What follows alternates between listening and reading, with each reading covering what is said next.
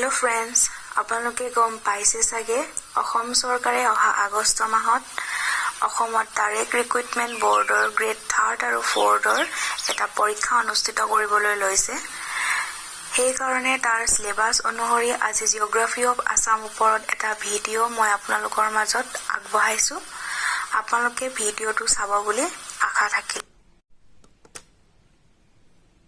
আজি আমি আলোচনা কৰিবলৈ লোৱা বিষয়কেইটা হৈছে Physiography, climate, vegetation, soil, drainage, population composition, etc. অসমৰ ভূ-প্ৰাকৃতিক বিভাগক 3টা ভাগত ভাগ কৰা হৈছে। 1 number plain Brahmaputra valley and Barak valley, 2 number plateau Karbi plateau, 3 number hills Karbi Anglong আৰু নৰ্থ কাছাৰ। এই 3টা ভূ-প্ৰাকৃতিক বিভাগৰ উপৰিও আমি মাজুলীক ভূ-প্ৰাকৃতিক বিভাগৰ এটা হিচাপে ধৰিব পাৰো, কাৰণ মাজুলী পৃথিৱীৰ সৰ্ববৃহৎ নদীদ্বীপ। সাময়িক জলবায়ুৰ তাৰতম্য অনুসৰি অসমৰ বছৰটোৰ জলবায়ুবিক অৱস্থাক 4টা ভাগত ভাগ কৰিব পাৰি। 1 নম্বৰ শীতকাল, 2 নম্বৰ প্ৰাক মৌচুমী বা গ্ৰীষ্মকাল, 3 নম্বৰ দক্ষিণ পশ্চিম মৌচুমী কাল, 4 নম্বৰ নিৰ্বৰ্তিত মৌচুমী বা মৌচুমী উত্তৰকাল। সাধাৰণতে শীতকালটো ডিচেম্বৰ মাহৰ আৰম্ভণিৰে পৰা ফেব্ৰুৱাৰী মাহৰ শেষ মাহলৈকে দেখা যায়। এই সময়ত অসমৰ গড় উষ্ণতা সাধাৰণতে 13 ডিগ্ৰী চেলচিয়াছৰ তলত থাকে। এই সময়ছোৱাত ৰাজ্যত বৰষুণৰ মাত্ৰা কম। ইয়াৰ পাছতে আহিলে প্ৰাক মৌচুমী কাল। মাৰ্চ মাহৰ আৰম্ভণিৰ লগে লগে শীতকালৰ অন্ত পৰি প্ৰাক মৌচুমী কাল আৰম্ভ হয়। এই সময়ত সাগৰৰ দিশৰ পৰা অহা জলীয় বাষ্পযুক্ত বায়ু আৰু পশ্চিমা বায়ুৰ সংঘৰ্ষত আকাশত অস্থিৰ অৱস্থাৰ সৃষ্টি হৈ ধুমুহা বৰষুণ বজ্ৰপাত হয়। এই সময়ত হোৱা ধুমুহা বতাহক বৰদৈচিলা বোলা হয়।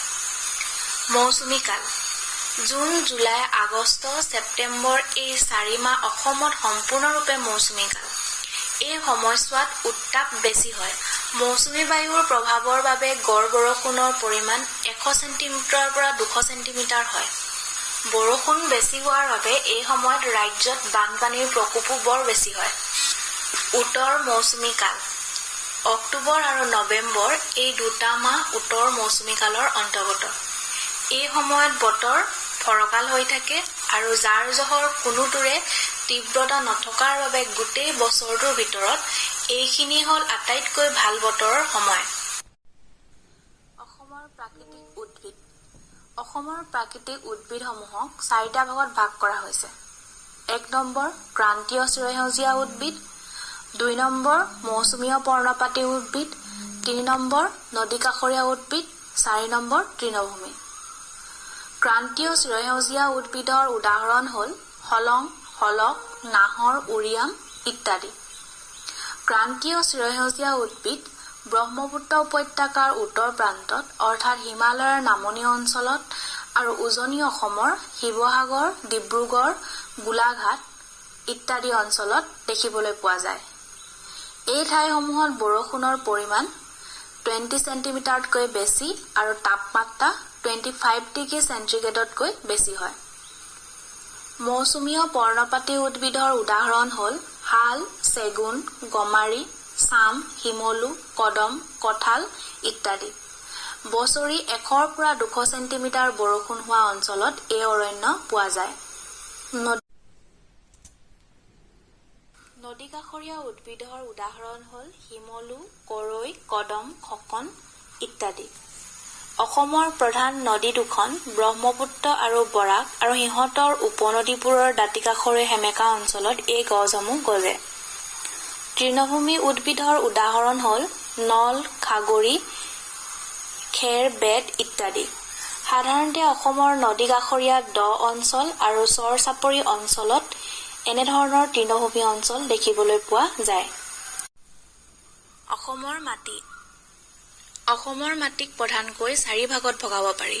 1 নম্বৰ পুৰণি পলসুৱা মাটি অল্ড এলুভিয়েল ছইল, 2 নম্বৰ নিউ এলুভিয়েল ছইল নতুন পলসুৱা মাটি, 3 নম্বৰ লেটেৰাইট বা কংকৰ, 4 নম্বৰ পাহাৰীয়া মাটি বা ৰঙা বালিচহীয়া মাটি, ইয়াক ৰেড চইল বুলিও কোৱা হয়। পুৰণি পলসুৱা মাটি, নদীৰ উপত্যকা অঞ্চলত বানপানীয়ে ঢুকি নোপোৱা ওখ ঠাইবোৰ এই মাটিৰে গঠিত। এই মাটি চাহ খেতিৰ বাবে বৰ উপযোগী। ইয়াৰ পিছতে আহিলে 2 নম্বৰ নতুন পলসুৱা মাটি। ব্ৰহ্মপুত্ৰ, বৰাক আৰু সিহঁতৰ উপনদীসমূহৰ একেবাৰে দাঁতিকাষৰীয়া অঞ্চলবোৰ নতুন পলসুৱা মাটিৰে গঠিত। এই মাটি বোকা, বালি আৰু জৈৱিক পদাৰ্থৰ সংমিশ্ৰণ আৰু অম্লতাৰ পৰিমাণ কম। এই মাটি কৃষিৰ বাবে বৰ উপযোগী আৰু এই মাটিত ধান, মাহজাতীয় শস্য, সৰিয়হ, মৰাপাট, আলু আৰু পাচলিৰ খেতি বৰ ভালকৈ হয়। 3 নম্বৰ লেটেৰাইট মাটি। এই মাটি প্ৰধানকৈ কাৰ্বি আংলং জিলা, উত্তৰ কাছাৰ জিলা আৰু বৰাক উপত্যকাৰ দাঁতিকাষৰীয়া গিৰিপথ অঞ্চলত পোৱা যায়। এই মাটিটো দেখিবলৈ ইটা ৰঙৰ। এই মাটি অনুৰ্বৰ আৰু ইয়াত জৈৱ পদাৰ্থও কম থাকে। 4 নম্বৰ ৰঙা মাটি। এই মাটি ডিমা হাছাও, কাৰ্বি আংলং জিলাৰ কিছুমান ঠাই আৰু মেঘালয় মালভূমিৰ নামনি অঞ্চলত অৰ্থাৎ দক্ষিণ কামৰূপ, গোৱালপাৰা আৰু ধুবুৰীৰ কিছু অংশ আৰু বৰাক উপত্যকাৰ পাহাৰৰ দাঁতিকাষৰীয়া কিছুমান ঠাইত পোৱা যায়। এইবিধ মাটি বালিচহীয়া। ইয়াত অম্লতাৰ পৰিমাণ অধিক। হোমথিৰা, মাটিকঁঠালকে ধৰি বিভিন্ন ফল-মূল আৰু বিভিন্ন ধৰণৰ পাচলিৰ খেতি এইবিধ মাটিত ভাল হয়। অসমৰ ড্ৰেনেজ অৰ্থাৎ নদ-নদী। অসমৰ নদীসমূহৰ ভিতৰত ব্ৰহ্মপুত্ৰ নদীয়ে হ'ল প্ৰধান নদী। এই নদীখন তিব্বতৰ অৰ্থাৎ চীনৰ মানস সৰোবৰৰ দক্ষিণ-পূবত অৱস্থিত চেমায়ুং-ডুং হিমবাহৰ পৰা উৎপত্তি হৈছে। ব্ৰহ্মপুত্ৰৰ এই অংশক তিব্বতত চাংপো নামেৰে জনা যায়। ব্ৰহ্মপুত্ৰ নদীক অৰুণাচলত চিয়াং নামেৰে জনাজাত। ব্ৰহ্মপুত্ৰ নদীৰ উত্তৰ আৰু দক্ষিণ দিশৰ পৰা বৈ অহা প্ৰায় 100খন উপনদী আছে।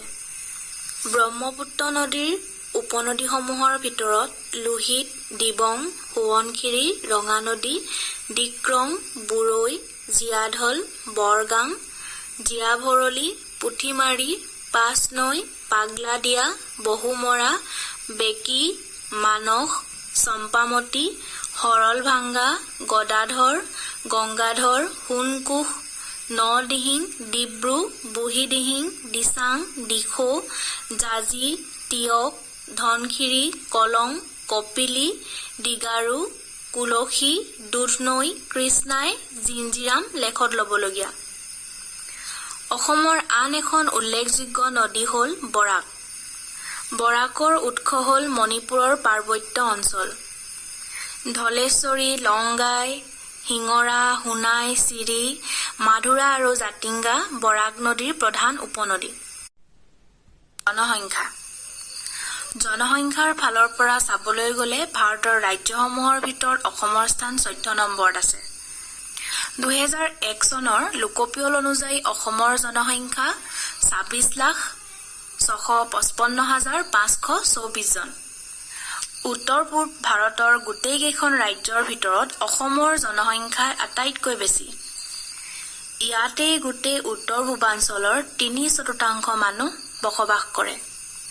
অসমৰ সৰ্বাধিক জনবসতিৰ জিলা হ'ল কামৰূপ মহানগৰ। ডিমা হাছাও জিলাৰ জনসংখ্যা আটাইতকৈ কম। অসমৰ বৰ্তমানৰ জনসংখ্যা 4বিধ জাতি-প্ৰজাতিৰ পৰাই উদ্ভৱ হৈছে বুলি ভবা হৈছে। 1 নম্বৰ প্ৰটো-অষ্ট্ৰেলয়েডছ, 2 নম্বৰ মংগোলীয়, 3 নম্বৰ আৰ্য-মংগোলীয়, 4 নম্বৰ আৰ্য-মংগোলীয় দ্ৰাবিড়। প্ৰখ্যাত ভূগোলবিদ ডক্টৰ মহম্মদ তাহেৰে অসমৰ জনসংখ্যাৰ মাজৰ পৰা 3টা প্ৰধান গোষ্ঠী চিনাক্ত কৰিছে। সেইকেইটা হ'ল 1 নম্বৰ অষ্ট্ৰিয়-এছিয়াটিক গোষ্ঠী, 2 নম্বৰ চীন-তিব্বতীয়, 3 নম্বৰ ইণ্ডো-ইউৰোপীয়। ৰিলিজিয়ন অৰ্থাৎ ধৰ্ম। ধৰ্মৰ ফালৰ পৰা চাব গ'লে অসমত প্ৰায় 8টামান ধৰ্ম আছে।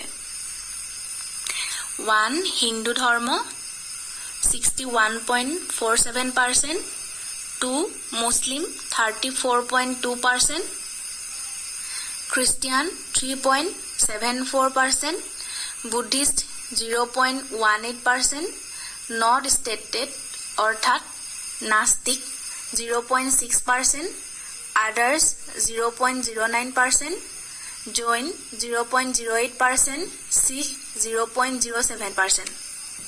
অসম খনিজ সম্পদত বৰ বেছি চহকী নহয়। অসমত পোৱা খনিজ সম্পদবোৰ হ'ল কয়লা, খাৰুৱা তেল, প্ৰাকৃতিক গেছ, চূণশিল, চিলিমেনাইট, এছবেষ্টিছ, কৰাণ্ডাম আদি। কয়লা অসমৰ মাকুম, লিডু, মাৰ্ঘেৰিটা, জয়পুৰ, নাফুক, নাগিনীমৰা আদিত পোৱা যায়। চূণশিল অসমৰ ডিমা হাছাও আৰু কাৰ্বি আংলং জিলাত পোৱা যায়। কাৰ্বি আংলং জিলাৰ বিশেষকৈ কয়লাজান আৰু দিলাই পাহাৰত চূণশিল পোৱা যায়।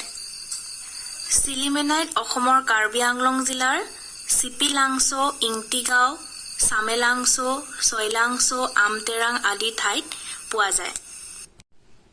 উদ্যোগ অসমৰ উদ্যোগসমূহ হৈছে কৃষিমূল, খনিমূল, বনমূল।